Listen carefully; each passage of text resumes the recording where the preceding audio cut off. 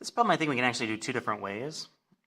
Solving a set of linear equations or using the information they give us in a more direct way. I'm going to solve it using a set of linear equations first, and then we'll go ahead and do it, I think, the easier way, the way the problem is actually meant to be done.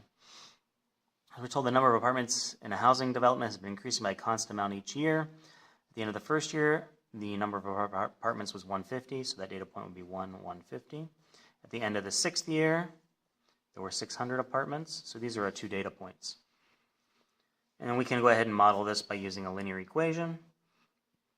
Find m, what does m equal? Find n, what does n mean? What does m mean? So find m, we notice m is the slope, so we actually find the slope by saying 600 minus 150 divided by 6 minus 1. It's 450 divided by 5, which is equal to 90. So what does 90 mean? 90 is the number of apartments increased per year. I guess new apartments maybe? New apartments each year. So that's what the slope represents. And what does n equal? Well, we can go ahead and find n by, I guess, taking 150 and just subtracting 90 from that to get 60. And 60 is the number of apartments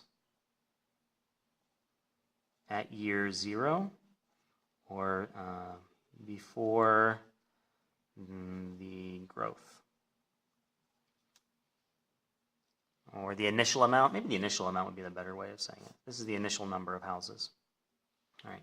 Another way we can do this problem is by creating a set of linear equations and solving for m and t simultaneously. So we actually create two equations where 600 is equal to y when t is equal to 1, and when t is equal to 6, and 150 is equal to y when t is equal to 1. So here we have two equations and two unknowns. We can solve these simultaneously. Let's go ahead and simplify them. 600 equals 6m plus n. 150 equals m plus n. I'm going to solve this equation for n.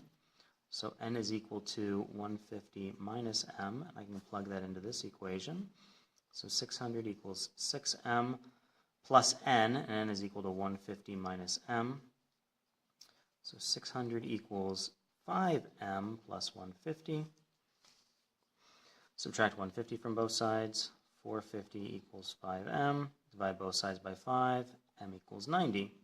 And again, we can use the same explanation we had before.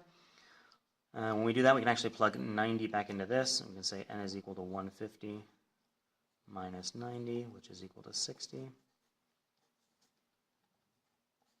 This equals n. And we use the same explanation as before.